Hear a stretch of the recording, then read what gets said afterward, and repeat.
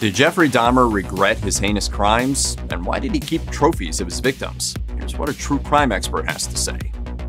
Among the most disturbing aspects of Dahmer's 1993 Inside Edition interview is the frank openness and honesty with which the convicted killer explains his motive to commit a string of brutal murders involving sexual assault and, in some cases, torture and cannibalism.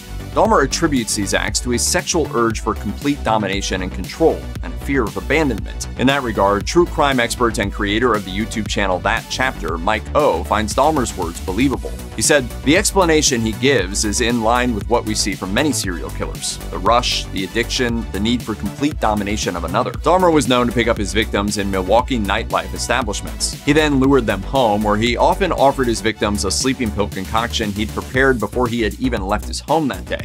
Person would drink it, fall asleep, and that's when they would be strangled. He was only caught when one of his potential victims, Tracy Edwards, escaped, and police found Polaroid pictures of Dahmer's victims in his apartment and arrested him. As O adds, that level of preparation that Dahmer described in the TV interview is also typical. He explained, first he got the necessary items to commit his crimes ready, in hope that he would find his perfect victim for the night. Then he would take home his chosen man, all the while he knew he was about to kill him. He has thought it through and knows exactly what and how he will go about doing it. During the Inside Edition prison interview, Dahmer was asked about how he was able to both mentally and emotionally commit such heinous crimes. According to Dahmer's own words, it didn't happen overnight. Dahmer's first murder took place in the late 1970s, and there were many years before he killed again.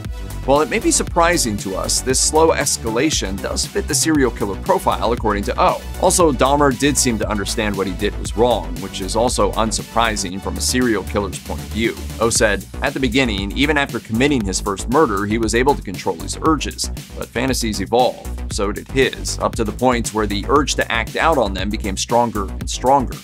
Once Dahmer indulged himself, there was no end in sight." O went on to explain, "The thrill and satisfaction they gain from the crimes only last so long, and they need to feel them again, and so they keep committing crimes." As was the case with Dahmer, the murders became more gruesome and personal each time. O elaborated, "Serial killers often will get used to the rush they feel of their acts, like it's an addiction, and so they have to keep going further and further with it each time." According to O, Dahmer wanted total control over his victims and to ultimately create the perfect companion for himself, a goal he failed at several times but never stopped trying to pursue until he was arrested. As was revealed by Dahmer during his Inside Edition interview and also in Dahmer's trial, he was known to take Polaroid pictures and to keep pieces of his victims' dead bodies. I was saving body parts such as skulls and skeletons. With sexual serial murders such as Dahmer, keeping trophies of this type is quite common, according to O. It's a means by which they can relive the perverse thrill of murder and also prolong the sexual satisfaction they experienced in the act of it. As O goes on to add, Dahmer had abandonment issues, so keeping body parts was his way of ensuring that his victims would never truly leave him. In Dahmer's own words, nothing but incarceration would have stopped the killing. If psychological intervention happened for Dahmer much earlier in his life, O believes help could have been possible and lives could have been saved. By the time he was arrested, though, O tends to agree that locking Dahmer up is the only thing that could have prevented him from reoffending. He said, "I don't believe someone who has committed crimes of this magnitude could be treated in such a way that they wouldn't pose a highly possible harm to society. Of course, there is hope for positive psychological treatment, but definitely not in Dahmer's case, at least not by the time he has been imprisoned."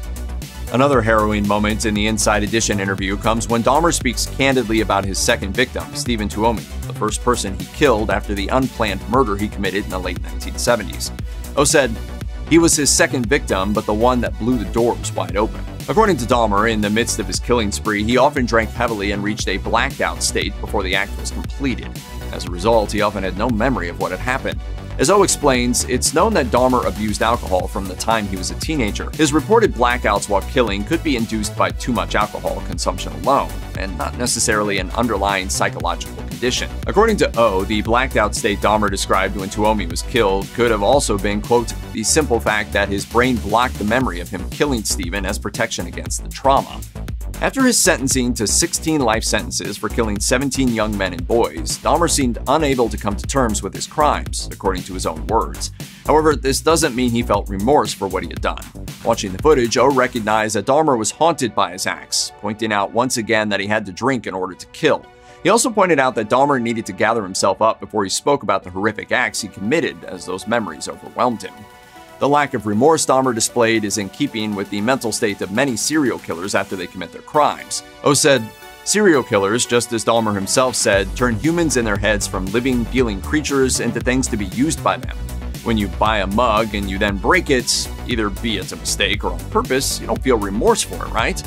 That is how they see their victims. It also makes it easier to commit their heinous crimes having this mindset."